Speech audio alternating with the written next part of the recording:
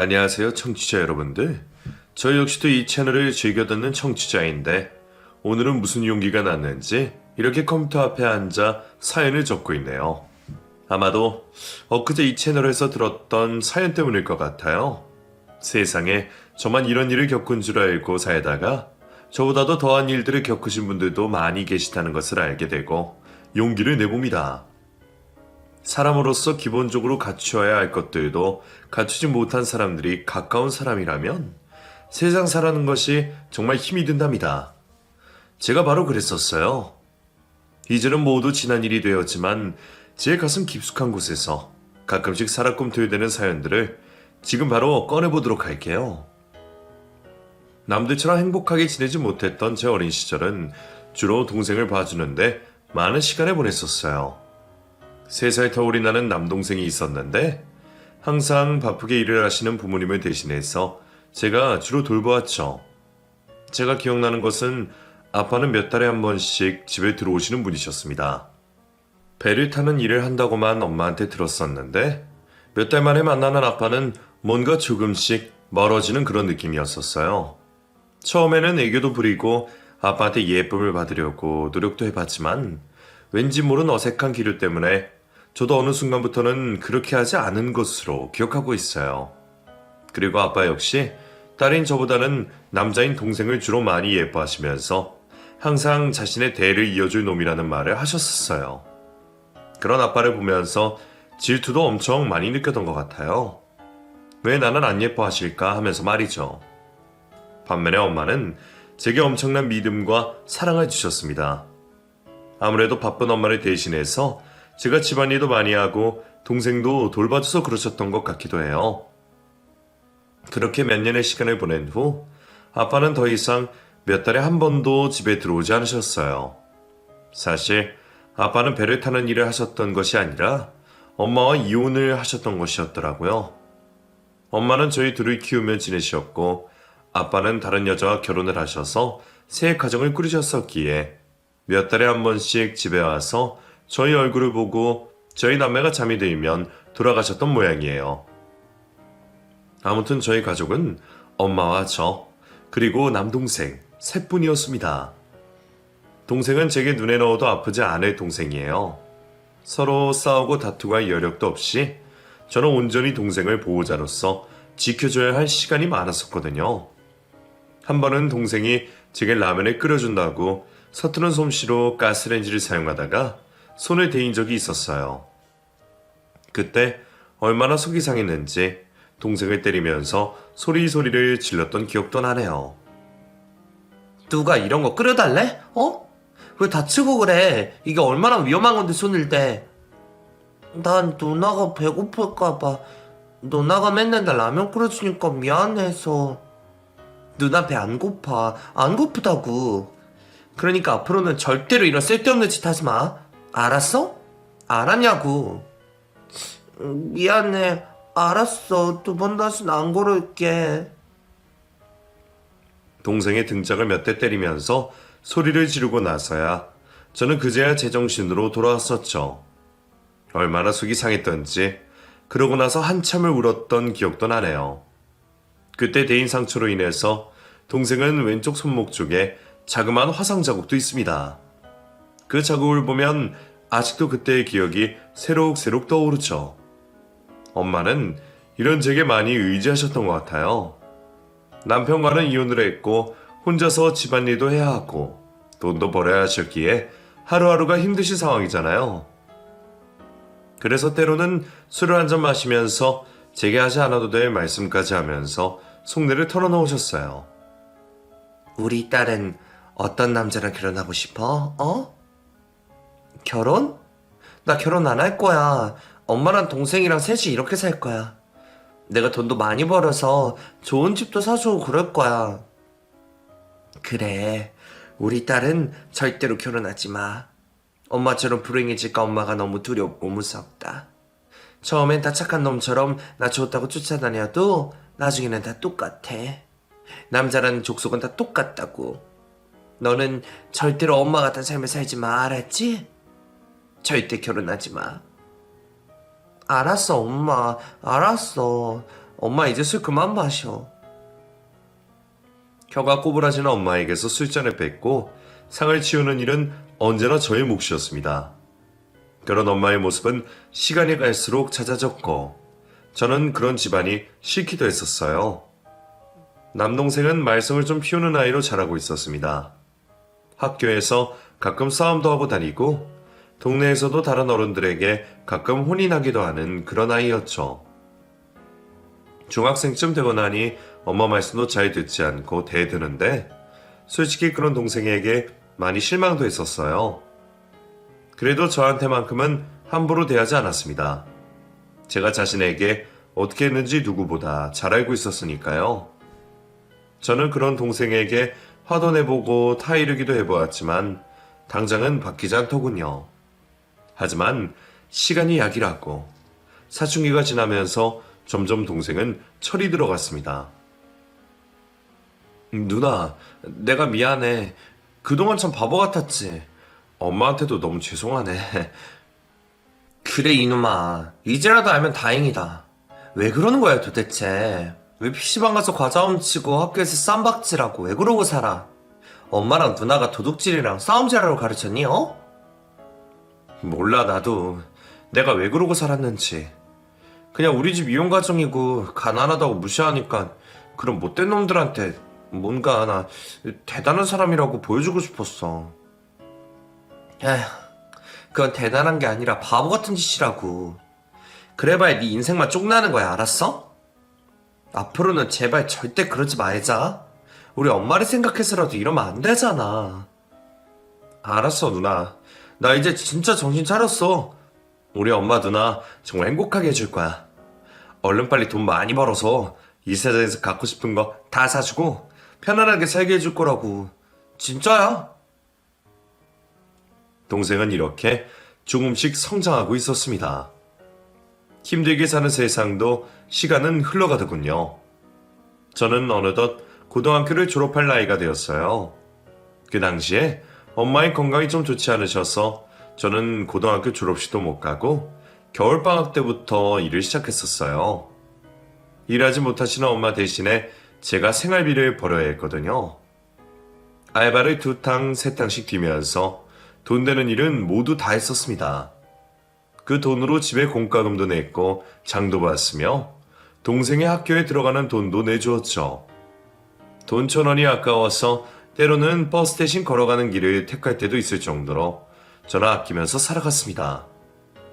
이런 제 모습이 너무 안타까웠는지 엄마는 많이 신세한탄을 하셨어요. 나는 엄마 자격도 없는 년이다. 내가 이러고 살아서 뭐해? 나 같은 건 빨리 죽어야지. 그래야 내 딸 아들이 행복할 거야. 그럴 거야? 엄마, 그게 무슨 말이야. 엄마가 우리 곁에 있어야 우리가 살아가는 힘이 되지. 절대 그런 말 하지 마. 제발. 엄마 알았지? 저는 그렇게 힘든 와중에서도 엄마를 애써 달래드렸어요. 하지만 엄마는 힘을 내지 못하시더라고요. 아프신 와중에도 술을 많이 드셨고 술만 드시면 울면서 아빠 욕을 많이 하셨죠. 그런 모습을 보는 저와 동생은 정말 너무나도 힘이 들었습니다. 듬직한 나무처럼 저희를 돌봐주시던 엄마가 왜 이렇게 약해지셨는지 그 모습에 가슴이 아프기도 했고요. 엄마는 결국 큰 병을 얻게 되셨고 제가 22살이 되던 그 겨울에 세상을 떠나셨습니다. 그 당시에 동생은 고등학교 3학년이었고 제가 무슨 일이 있어도 대학을 보내려고 안간힘을 쓰고 있던 중이었어요. 그런데 엄마의 죽음이 너무나도 큰 충격으로 다가왔고 생각을 고쳐먹더군요. 누나, 나 대학 안 가. 바로 돈 벌 거야. 뭐라도 해서 미친듯이 돈 벌 거라고. 야, 안 돼. 내가 너 대학 보낸다고 했잖아. 누나가 지금 너 학원도 보내고 그러고 있는데 그딴 말 하지 마. 누나, 지금 나한테 대학이 뭐가 필요해? 엄마 죽은 거 안 보여? 엄마가 왜 이렇게 됐어? 돈 없어서 이렇게 된 거라고. 돈이 없어서 힘든 상황이 계속되니까 결국 이렇게 허망하게 우리 곁을 떠난 거라고. 이 와중에 대학 나와서 뭐 할 건데? 대학 나오면 돈 많이 벌 수 있어? 그런 거야? 그래도 대학을 나오면 사회에서 인정도 받고 월급도 많이 받더라. 나는 몰라도 너 무시당하는 걸 나는 못 봐, 절대로. 동생과 저는 대학 문제로 의견이 대립되었고 며칠간 말도 하지 않을 정도로 심각한 상황이 되었죠. 그리고 결국 동생은 다니던 학원도 그만두고 대학교 원서를 쓰지 않았습니다.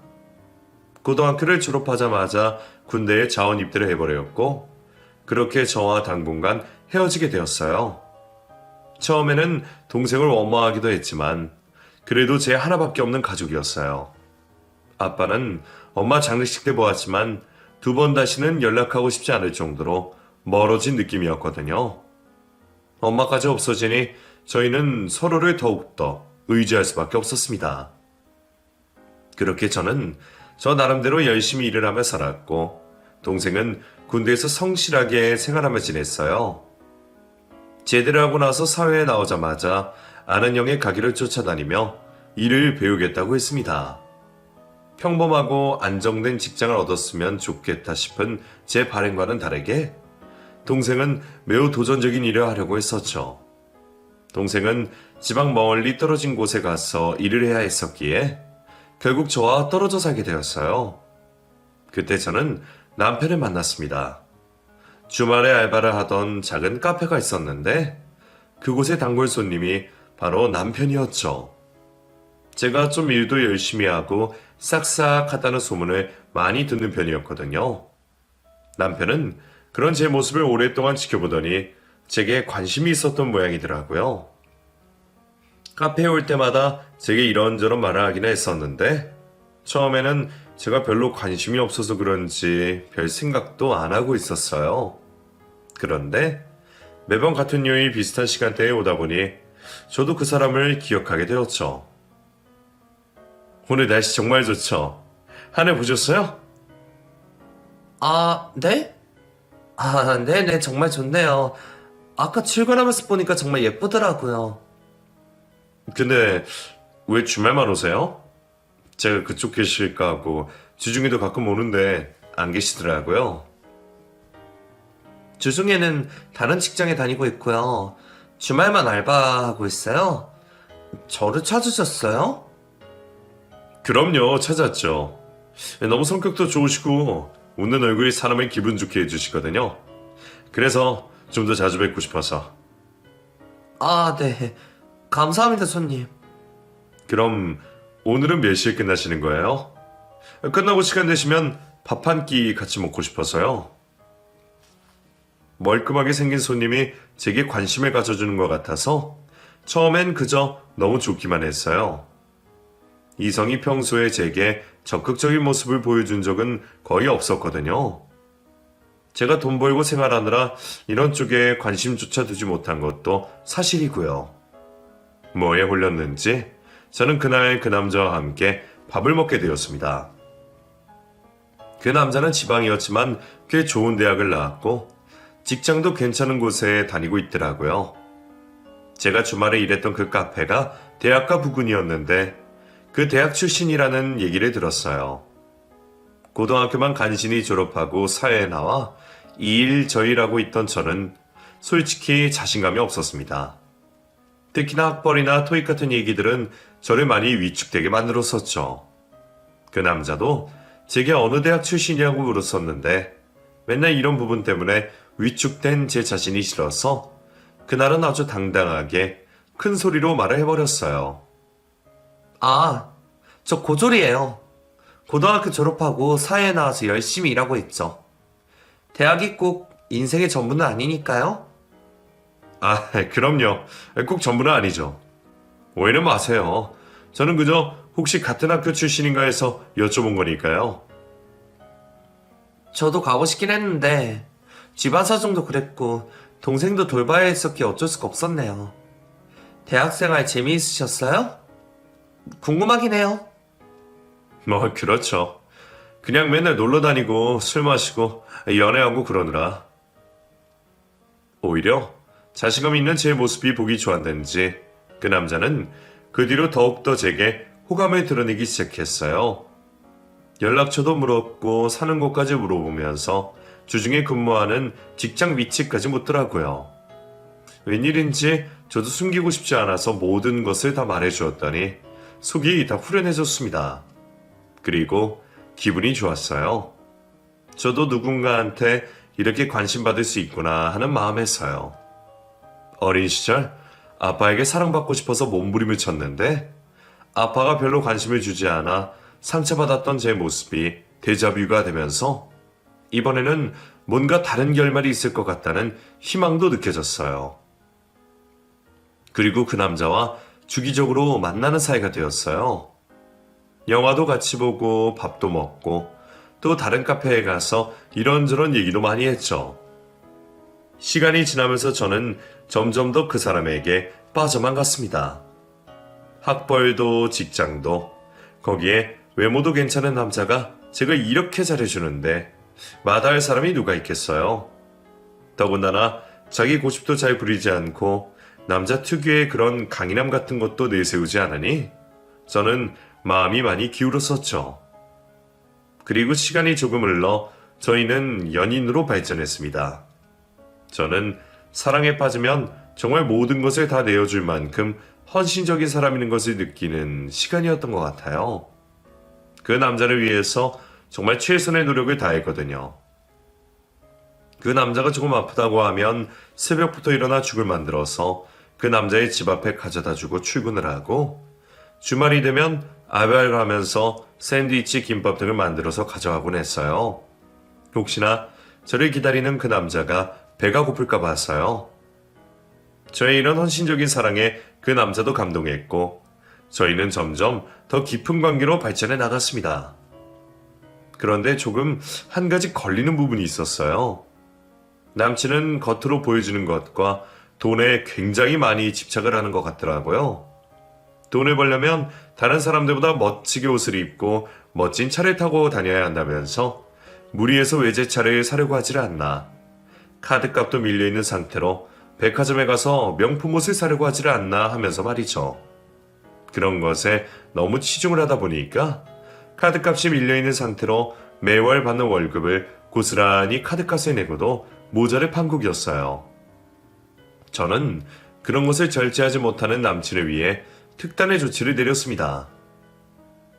자기 월급 받는 거 내가 관리해줄게. 카드도 내놔. 체크카드만 쓰고 신용카드는 당분간 금지야. 자기 나랑 결혼하고 싶다며. 이렇게 카드값 밀려있는 상태로 어떻게 결혼을 해? 적금 붓고 있는 거야? 보험은 잘 들어놨고? 나는 이렇게 무분별하게 관리 못하는 남자랑 결혼하고 싶지 않아. 그러니까 내 말대로 하자. 알았지? 남친은 제 말을 들어줬어요. 그래서 저는 일단 남친이 밀려있는 카드값을 제 돈으로 갚아주고 남친의 월급 관리를 하기 시작했죠. 남친도 처음에는 잘 따라주어서 이대로 가면서 결혼하면 괜찮겠다는 생각을 했죠. 그런데 그때 제 남동생이 제게 애인이 있다는 것을 알고 어떤 사람이냐고 물으며 보고 싶어 하더라고요. 저는 바로 남친을 소개시켜 주었죠. 세상 하나뿐인 제 가족이라면서요. 그런데 동생은 제 남친을 별로 마음에 들어하지 않았습니다. 줏대도 없는 것 같고 너무 곱게만 자라서 사회에 대해서 적응을 좀 못할 것 같은 스타일이라고 하면서요. 누나, 남자는 남자가 봐야 정확해. 나이도 꽤나 먹어서는 뭔가 사람이 맹해 보이고 연약해 보이잖아. 저런 남자들 사회에서 적응 못하고 금방 쉽게 일 그만두고 그런다니까. 내가 일하는 곳에서도 그런 사람 꽤 많이 봤다고. 나중에 여자들 등골이 다 빼먹을 스타일이야. 겉만 화려해가지고. 야, 무슨 말을 그렇게 해. 우리 결혼 약속한 사이야. 네가 아직 잘 몰라서 그러는 거라고. 두고 봐. 내가 그런 부족한 부분도 잘 변화시킬 거니까. 마음에 들어하지 않는 남동생을 설득했고 얼마 후 저희는 결혼을 하기로 마음먹었습니다. 남친은 한때는 잘 살았었는데 아버지의 사업 실패로 집안 가재가 기울어졌고 아버지는 돌아가신 상태고 엄마와 누나 한 명이 있었어요. 그런데 집안 사정에 비해서 누나와 엄마는 엄청 화려하시더군요. 남친이 왜 그렇게 명품이나 겉으로 보여지는 것에 집착하는지 짐작이 갈 정도였습니다. 신발장에 있는 신발부터 입고 있는 옷, 귀걸이까지 모두 명품이 아닌 것이 없더라고요. 그러면서 제게 왜 이렇게 여자가 꾸미지도 않고 다니냐고 타박까지 하는 예비 신우를 보며 조금 한심하다는 생각까지도 들었습니다. 이런 집안에서 자랐으니 당연히 남친도 그런 삶을 살아갈 수밖에요. 남친의 누나와 어머니 모두 저를 썩 마음에 내게 하진 않으셨지만 그렇다고 남친의 뜻을 꺾지도 못했어요. 그래서 그냥 저희는 조촐하게 결혼식을 올리고 정식으로 부부가 되었습니다. 부부가 된 이후에는 모든 경제권을 제가 갖기 시작했고 저는 돈 한 푼 쓰지 않고 정말 열심히 모았어요. 저축도 들고 얼른 돈을 모아서 괜찮은 집으로 이사도 가고 싶었죠. 남친이 혼자 살던 원룸을 빼고 저도 모아둔 돈을 합쳐 마련한 신혼집은 너무나 초라했었거든요. 하지만 이런 제 마음을 아는지 모르는지 남편은 결혼한 지 1년도 되지 않아 회사를 그만둬 버렸습니다. 자신은 이런 사람들과 같이 일을 할 수가 없다면서 자신을 개돼지 취급을 한다고 하더군요. 정말 답답했어요. 매번 징징대면서 힘들다고 하는 것도 한두 번이지 퇴근하고 힘들어 있는 제게 그만둔다며 짜증내고 졸라대는데 저도 결국에는 이 말이 듣기 싫어 그만두라고 해버렸죠. 그 후로 남편은 알바를 전전했습니다. 그러면서 제가 예전에 일하던 카페에서 일을 한다고 하더라고요. 제대로 된 직장에 취업을 할 생각은 안 하고 저러는 모습이 남동생이 예전에 했던 말을 떠오르게 하기도 했어요. 그러는 사이 저희 부부에게 아이가 생겼고 이어서 연년생으로 또 아이가 생겼죠. 딸 둘 맘이 된 저는 직장 생활하기가 너무 힘이 들더군요. 아이들을 하루 종일 어린이집에 맡기는 것도 너무 안쓰럽고 그렇다고 신우나 시모가 도움을 주는 것도 아니었으니까요. 그 당시 신우는 갑자기 저희 집에 짐을 싸들고 와서 눌러 살게 되었었는데 대낮 12시까지 퍼질러 자다가 4, 5시가 되면 나가서 새벽에 술에 취해 들어오고 있었거든요. 너무 답답해서 미쳐버릴 것 같았어요.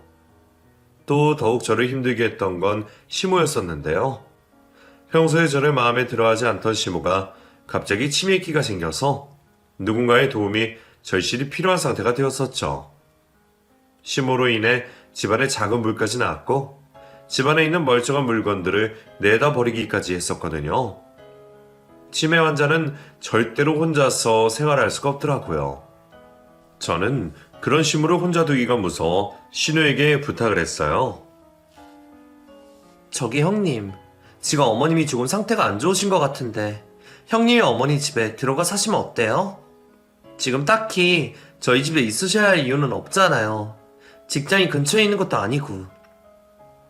옳게 말 너무 막 하는 거 아니야? 지금 나 이 집에 얹혀 산다고 무시하냐? 그래, 나 직장 안 다니고 집에서 논다 그래서 뭐. 우리 엄마 누구랑 같이 살고 그럴 사람이 아니야. 그 성격을 좀 봐. 아들밖에 몰라서 아들 하면서 나는 안주기도 없다고. 그리고 여기에서 살아야 시내 나가기도 편하고 친구들 만나기도 편하단 말이야. 형님, 그래도 어머님한테 혹시 무슨 일이라도 나면 어떡해요? 걱정 안 되세요? 설마 무슨 일이 있게 하겠어? 우리 엄마 그렇게 멍청한 사람 아니라고. 전 걱정되면 올케가 가서 좀 살든가. 나한테 그런 거 강요하지 마. 알았어? 난 그런 거 누가 나한테 시키면 딱 질색이니까. 막무가내로 싫다고 말하는 신우를 더 이상은 설득하기 힘들었어요. 어쩌면 자기 엄마가 혼자 살면서 그런 일이 일어나고 있는데 걱정도 안 되는지 저는 도무지 이해가 되지 않았습니다. 이번에는 남편에게도 말해보았어요. 하지만 남편 역시 카페 일을 해야 하기 때문에 절대로 그곳에는 갈 수가 없다고 하면서 저보고 아이를 데리고 가서 며칠씩 있다가 오라고 하더군요. 저는 이때 친정엄마가 떠올랐어요. 평생 고생하다가 뒤늦게 병을 얻어 떠나신 엄마가요. 도저히 혼자 계신 시모를 모른 척 할 수가 없었습니다. 저를 마음에 들어하지 않으셔도 어쨌든 아이들의 할머니이고 남편의 어머니이시니까요. 아이 둘을 데리고 시모가 혼자 살고 계신 집으로 가서 3, 4일씩 지내다가 왔습니다. 어차피 아이들은 어린이집도 안 다니고 있는 상태였으니까 집에서 제가 돌봤죠. 아이들이 서로 싸우거나 시끄럽게 소리를 지르면 치매기가 있으신 시모가 아이들의 머리를 쥐어박고 못된 년이라고 욕도 하고 그러셨지만 어쩔 수가 없었어요. 그 당시에 제가 할 수 있는 최선의 길이었으니까요. 그러면서 몇 년의 시간을 보냈어요. 덕분에 아이들은 유치원에 7살이나 돼야 갈 수 있었습니다. 시모의 치매기가 너무 심해져서 요양병원에 모시고 나서였죠. 제가 그러는 동안 제 남동생이 가끔씩 집에 들리기도 했었는데 그때마다 제게 전화를 걸어 당장에 헤어지라는 말을 하더군요. 누나 정말 왜 이러고 살아? 이러고 살아야 돼? 내가 돈 다 대줄게. 나 식당 엄청 잘 돼. 이번에 하나 더 오픈할 거고 좋은 차도 사서 끌고 다니고 혼자 살기 아주 넓은 집도 마련했어. 누나 나랑 살자. 나랑.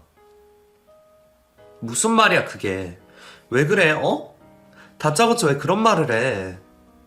누나 내가 어제 누나 집에 갔었는데 매형이랑 그 사돈분이랑 둘이 술 마시고 친구들까지 불러서 집을 개판으로 만들어 놓고 있더라. 우리 누나는 애들 데리고 자기네 치매 엄마 병간 하고 있는데 말이야. 그래도 되는 거야? 이게 사람들이냐고. 어떻게 사람의 탈을 쓰고 그런 짓을 해? 누나가 뭔데? 누나가 무슨 파출부야? 하녀야? 파출부도 그런 대접은 안 하겠다. 당장 나와 당장. 종호야 그러지 마. 너 지금 너무 흥분했어.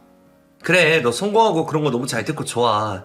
그렇지만 이혼이라는 게 그렇게 쉬운 일이 아니야. 그러니까 흥분 가라앉히고.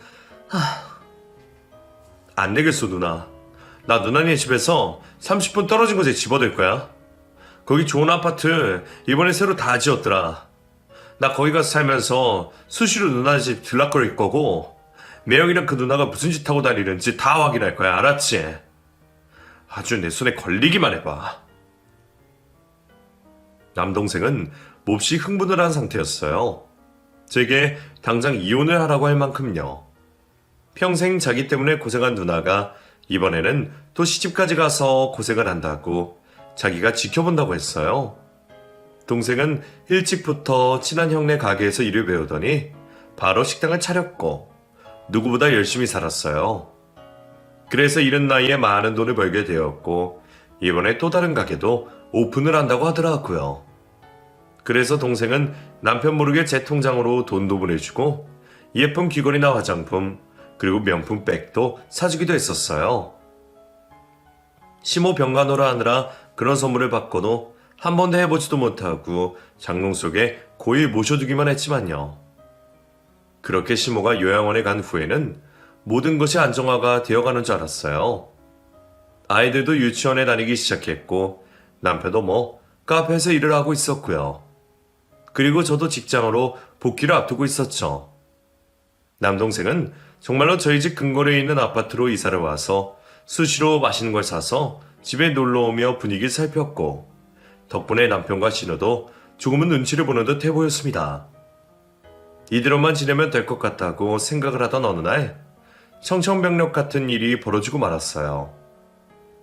남동생이 교통상해를 당한 것이에요. 새벽 늦게 가게를 마감하고 술을 한 잔 먹어서 차를 두고 집에 오는 길에 음주운전 차량을 부딪혀버린 거예요. 큰 사고로 쓰러져 의식을 잃게 되었고 새벽에 전화를 받은 저는 급하게 응급실로 뛰어갔습니다. 저 멀리서 남동생이 보였는데 온통 피투성이로 되어 있어서 얼마나 크게 사고가 났는지 직감할 수 있었어요. 엄마도 잃고 오로지 동생 하나 남았는데 이번에는 절대로 동생을 떠나보낼 수 없다는 마음에 엄청나게 울었던 것 같아요. 동생이 수술을 받으러 수술실로 들어갔을 때에는 수술실 앞에서 무릎을 꿇고 돌아가신 엄마에게 기도까지 할 정도였습니다. 엄마 안 돼. 종호는 아직 안 돼. 엄마 데려가지 마, 하늘에서 보고 있지? 종호 꼭 지켜줘, 엄마. 엄마가 지켜줄 거지. 그렇지? 제발. 하지만 동생은 수술을 마치고 나서도 의식이 돌아오지 않았습니다. 며칠 동안 중환자실에서 의식이 돌아오기만을 간절히 기다리고 있었죠. 그때 남편이란 놈은 제게 이런 말을 하더군요. 저기 종호는 좀 어때? 괜찮아? 아직 의식 안 돌아온 거지? 뭐 그렇지. 당신은 처남이 그렇게 됐는데 어떻게 병원 한 번 안 오냐, 어? 걱정도 안 돼? 걱정이 왜 안 돼? 엄청 걱정되지. 근데 중환자실이 면회 시간도 정해져 있고 그 시간에 내가 맞추기도 힘들고. 그래서 말이야. 종호 차 있잖아. 그 벤츠. 자동차라는 게 오랫동안 시동 꺼놓으면 안 되는 거 알지? 그래서 내가 좀 관리해 줄까 하는데. 뭐? 그게 무슨 말이야? 당신이 차에 대해서 뭘 알겠어. 아무튼 처남 타던 벤츠는 내가 찜했다. 다 처남을 위해서 관리해 주려고 그러는 거니까 그런 줄이나 알아. 혹시나 처남 친구들이나 누가 와서 차 얘기하면 절대로 안 된다고나 해. 알았지? 그리고 나랑 누나가 종훈의 식당 그것도 문 열어서 앞으로 관리 좀 해주려고 생각하고 있어. 이 정도면 멋진 매형 아니야? 뭐? 이 상황에서 그게 할 말이냐? 찜이라니. 그리고 식당 문제나 이런 거는 아직 말도 꺼내지 마. 지금 사람 목숨이 먼저지. 그런 게 다 무슨 소용이야. 아무튼 뭐 그런 줄 알아. 남편은 제게 말도 안 되는 황당한 말을 하더군요. 하지만 저는 그때 너무 정신도 없고 경황이 없어서 그냥 넘겨버렸어요. 쓸데없는 남편의 말에 신경 쓰기도 싫었거든요. 아이들도 챙겨야 했고 동생이 깨어나기만을 간절하게 바랬었으니까요. 그렇게 며칠을 지내는 동안 남편은 정말 저 몰래 제 동생의 차를 훔쳐 탔더군요. 동생은 항상 식당 앞에 차를 세워두기 때문에 차 문을 안 잠그는 버릇이 있었는데 그때도 차 문을 열어뒀던 모양이에요. 차 키는 차 안에 두었었고요. 아이들과 시장에 가면서 휙 지나가는 흰색 고급 벤츠 차량이 동생의 차 번호랑 똑같아서 이상하다고 생각하긴 했었는데 그 안에 정말 제 남편이 타고 있었던 모양이더라고요.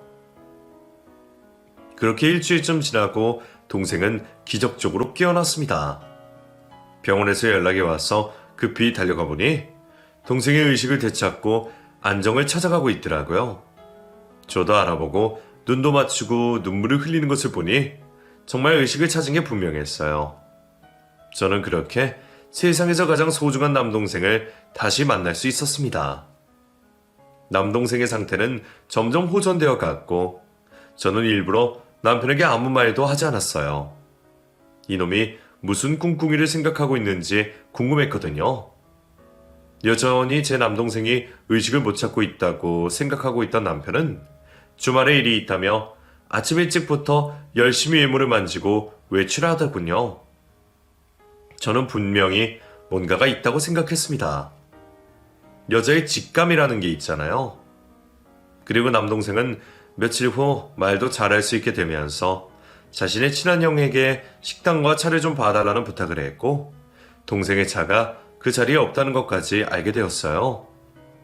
혹시나 해서 찾아본 저희 동네 골목 끝에 남동생의 흰색 벤츠가 주차되어 있었고 그 차 내비게이션과 블랙박스에서 남편이 상간녀를 태우고 이곳저곳을 돌아다닌 것을 확인하게 되었습니다.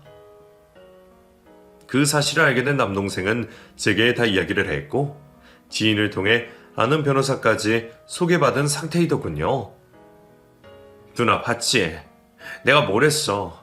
이놈 이런 놈이야. 이런 쓰레기라고. 누나가 이런 쓰레기나 사는 꼴 더 이상은 못 봐. 그러니까 얼른 당장에 그만둬. 그만두자. 내가 도와줄게. 매형이란 그 쓰레기는 그동안 월급은 따박따박 갖다 준 거야? 누나, 거짓말에 생각하지 마. 더 이상 두둔하지도 말라고. 종호야, 흥분하지 마. 너 건강에도 안 좋아, 어? 그러니까 제발 흥분하지 말라고. 알았어.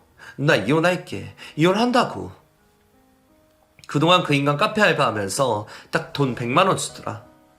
아이 둘 키우면서 살아가는데 나머지는 시어머니 병원비도 해야 한다고. 그냥 그래서 내가 적금 들어놓은 거 깨면서 생활했어. 아끼고 아끼면서 바보같이 그냥 그러고 살았어. 누나, 하늘에 계신 엄마도 분명히 이혼하라고 하셨을 거야. 고생만 뒤지게 한 누나 이렇게 살고 하고 싶진 않아. 내가 시키는 대로만 해. 누나랑 애들 내가 책임질 거니까. 나 돈 많아. 돈 많이 벌었어. 남동생은 눈물까지 흘리며 제발 남편과 헤어지라는 말을 했고, 저 또한 그동안 쌓이고 쌓였던 분노가 폭발하면서 더 이상은 참을 수가 없었어요. 그래서 그날 밤 기분 좋게 술에 취해 들어온 남편에게 얘기를 좀 하자고 했죠.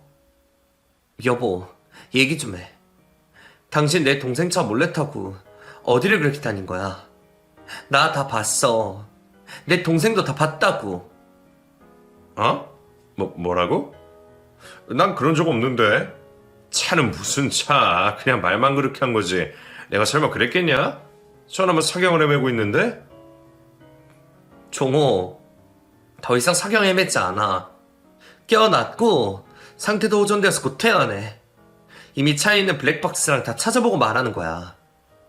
우리 이혼해. 당신 같은 놈이랑 더 이상 사는 내가 너무 바보 같다. 당장 이혼해. 아니, 무슨 이혼이야. 이혼은 내 사전에 이혼은 없어. 당신은 왜 그래? 우리 엄마 병원에서 진짜 죽는 걸 보고 싶어서 그래? 그러지 마. 내가 뭘 잘못했다고 이혼까지 하냐? 내가 다 설명할게. 설명한다고. 설명? 너 바람피지? 카페에서 알바하면서 만난 여자랑 아주 알콩달콩 잘도 쏘다녔던데 거기 다니면서 뭔 짓거리를 하고 다녔냐? 됐다. 설명할 필요도 없고 이미 증거도 다 있으니까 끝내자. 이대로 끝내. 끝내기 뭘 끝낸단 말이야. 차 한 번 타고 간 걸 가지고 뭘 그래. 내가 뭐 다른 뜻이 있어서 그런 거냐? 아픈 처남 좀 잘 보살펴주고 식당이나 차랑 잘 유지시켜주려고 갈 좀 해주려고 한 것뿐인데 뭘 그래. 제발 그런 무서운 말 좀 그만해. 남편은 말까지 더듬으면서 제 눈치를 살피며 다시 생각하라고 말하더군요. 하지만 저는 이미 참을 만큼 참았고 더 이상 이해를 해줄 마음은 전혀 없었습니다. 시모가 아파도 신우고 남편이고 다 나몰라라 할 때 제가 가서 돌봐드리고 병원에 입원까지 시켜드렸는데 남편이란 작자는 뒤에서 딴짓을 하고 있는데 누가 좋아하겠어요? 그뿐만 아니라 결혼하고 얼마 되지 않아 회사까지 그만두고 알바를 했는데 최소한의 생활비도 주지 않고 자기 멋대로 쓰고 돌아다닌 남편을 더 이상은 용서하고 싶지 않았습니다. 남편으로서의 자격뿐만 아니라 아이 둘의 아빠로서도 자격이 없는 인간이거든요. 애초에 남동생의 말이 딱 맞았어요. 사회성 떨어지고 무능력한 것 같다고 했는데 진짜 남편은 그런 사람이었던 것을 그때는 왜 몰랐을까요? 남편에게 매몰차게 말을 하고 짐을 싸고 있으니 남편뿐만 아니라 신우까지 합세해 제 마음을 돌이키려고 하더군요. 신우는 외출했다가 들어왔는데 제가 그동안 아끼느라 메고 다니지도 못한 저의 명품백과 귀걸이를 하고 오더니만 저와 남편이 하는 대화를 듣고 끼어들었어요. 옳게. 저기 생각 좀 다시 해보자. 우리가 무슨 죄야? 뭘 그렇게 잘못했니? 그저 다 가족이랑 열심히 살아보려고 그런 거잖아. 내 동생도 많이 반성하고 있고 또 애가 착해서 거절을 못해서 여자 좀 잘 태어나 본데 절대 그런 애 아니야. 그거 옳게도 잘 알잖아. 그저 우리는 옳게 동생이 사고로 쓰러졌으니까 식당이랑 차량 관리를 해주려고 그런 거라고. 절대 오해하지 마. 절대로 그러지 마. 참나 기가 막혀서 말이 안 나오네요. 지금 그 가방이랑 귀걸이 제 거 아니에요? 어디 주인 허락도 없이 이렇게 막 가지고 다녀요. 그거 엄연히 도둑이에요, 도둑. 저희 집에 들어올 때도 말도 없이 짐 싸 들고 오시더니 또 이렇게 말도 없이 남의 물건 함부로 손대시네요. 동생이나 누나나 아주 똑같네요, 똑같아. 됐고요. 더 이상 말도 하기 싫으니까 그런 줄 아세요. 그리고 이 집에서 당장 나가세요. 뭐? 이게 정말 보자보자니까 뚫린 입이라고 막말하네? 야, 네가 뭐가 그렇게 잘났냐? 고졸 주제, 부모도 온전치 못한 것이 어디 잘난 척을 해요? 네가 뭐가 잘났어, 이년아? 신우는 제 말을 듣고 몹시 흥분한 상태로 제게 욕까지 해댔습니다. 저는 더 이상은 참지 못했고 곧바로 집을 나가 남동생이 만나러 간 변호사를 만나서 이혼소장을 작성했어요. 그리고 남동생이 온전하게 깨어난 날 이혼소장을 남편의 얼굴에 던져버렸죠. 두 눈 똑똑히 뜨고 잘 봐, 이혼장. 그리고 당장 이 집에서 나가. 내가 이 집 살 때 돈 90% 이상 보탠 거 알지? 나머지 10%는 내가 해결해 줄 테니까 당장 이 집에서 나가. 네 누나도 같이. 남편은 어리둥절한 표정을 잠시 짓더니 갑자기 자세를 바꾸어 그 자리에서 무릎까지 꿇었어요. 그리고는 잘못했다고 두 손을 모아 싹싹 빌더니 제 바지가랑이를 붙잡기 시작했습니다. 여보 내 말 한 번만 들어봐. 왜 그래? 이거 다 오해라고 오해야. 이혼이라니 말도 안 돼. 우리 토끼 같은 아이들을 어떻게 하고. 제발 제발 여보. 토끼 같은 자식? 야, 네가 자식 때는 언제 관심이라도 있었냐? 아들도 못 낳는 년이라고 나한테 구박하면서 애들 내팽개치고 딴 년이랑 놀아난 주제. 무슨 할 말 있다고. 너 참 낯짝도 두껍다. 이거 안 나? 당장 나? 남편은 계속해서 제 바지가랑이를 붙들고 절대 놔주지 않았습니다. 아이들은 그 모습을 보고 울며 불며 난리가 났고 저는 빨리 이 상황을 벗어나고 싶어 바지를 벗어버리고 다른 옷으로 갈아입은 후 재빨리 아이들을 데리고 그 집을 나와버렸어요. 집을 나와서 아이들과 골목 끝까지 막 뛰어간 후 골목 끝에서 택시를 타고 동생 아파트로 향했습니다. 마침 친한 형과 함께 퇴원을 해서 집으로 들어온 동생은 저를 보며 반갑게 맞이해 주었어요. 누나, 정말 잘 왔다. 잘 왔어. 나 이제 멀쩡해. 괜찮다고. 내가 누나랑 애들 책임질 거야. 그런 쓰레기 같은 놈한테 절대로 두 번 다시 누나 안 줘. 이제 누나 이제 행복하게 잘 살아. 알았지? 그래. 엄마도 하늘에서 다 보고 계시겠지? 엄마도 나 용서하시겠지? 그럼 누나, 우리 엄마는 아마 진작부터 누나가 이혼하길 바라셨을 수도 있어.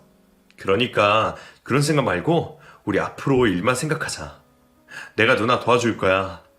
누나가 내게 했던 것처럼 이제는 내가 누나 지킬 거라고. 동생과 저는 서로 얼싸안고 얼마나 울었는지 몰라요. 곁에 있던 아이들도 제 모습을 보고 함께 울었고 한동안은 집안의 울음소리만 가득할 정도였습니다.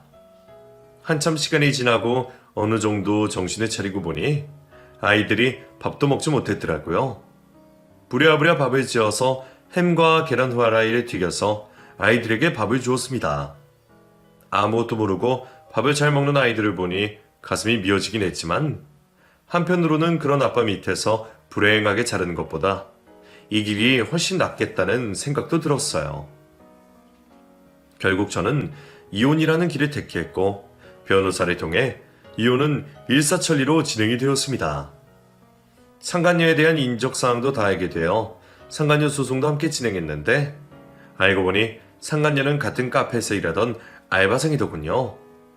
증거를 모으는 과정에서 그 둘은 얼마나 달콤하게 사랑을 속상했는지 그걸 보는 제 가슴은 찢어진다라는 표현도 모자랄 정도였어요. 이혼 과정에서 남편과 신우는 제게 전화를 걸어 앞으로 자기네들은 어떻게 살아야 하느냐, 시모는 어떻게 하느냐며 매달렸습니다. 이 모든 것을 해결해 줄 사람은 오로지 저밖에 없다고 하면서요. 기가 차서 말도 안 났어요. 집안의 모든 것을 제가 알아서 다 하다 보니 이제는 저를 무슨 일 처리하는 하녀쯤으로 생각하는 것 같더라고요. 저는 당당하게 말했어요. 그렇게 달콤하게 사랑을 속삭이던 그년이랑 알아서 잘해봐라. 왜 나한테 얘기하냐? 앞으로 모든 생활에는 니네 엄마랑 모두 다 알아서 잘해봐. 나한테 왜 얘기해? 애들 양육비나 똑바로 주고 위자료나 똑바로 내놔. 너랑 그년이랑 같이 나한테 줘야 할 돈도 있으니까 소장 잘 확인하고. 그리고 쓸데없는 이런 얘기 하려면 다시는 나한테 전화하지 말고. 그 후로 오는 남편과 신우의 전화는 모조리 받지 않았어요. 문자로 쌍욕도 하고 그러던데 일절 신경 쓰지도 않았습니다. 저는 남동생의 아파트에서 살며 아이들을 학교에 보내고 재미나게 살고 있어요. 회사도 다시 복직했고 주말에는 아이들과 함께 할 수 있는 배드민턴도 배우고 있어요. 제 아이들한테만큼은 제가 느꼈던 아빠의 부재를 느끼지 못하게 하려고 꽤 많이 노력하고 있고 그 곁에서 항상 남동생이 많은 도움을 주고 있답니다. 덕분에 아이들은 삼촌을 거의 아빠처럼 따르면서 좋아해요. 이혼이라는 건 한 사람을 인생에서 떼어내는 일이라 많이 힘들기도 하지만 그래도 새로운 출발을 할 수 있는 출발점이기도 한 것 같아요. 시간이 지나 보니 불행한 가정을 어떻게든 유지하려고 애쓰는 것보다 앞으로 더 많이 남은 미래를 위해 결정을 하는 것도 나쁘지 않을 것이라는 생각이 드네요. 불행한 가정을 위해 애쓰고 계신 많은 청취자 여러분들께 오늘은 이 말씀을 드리면서 끝을 맺고 싶네요. 이 세상에서 가장 중요한 건 나 자신이고 이혼한다고 죽지 않아요. 새로운 길이 또 열린답니다. 오히려 더 좋은 길이 될 수도 있으니 두려워하지 마세요. 그럼 이상으로 제 사연을 마치겠습니다. 끝까지 들어주셔서 감사드려요.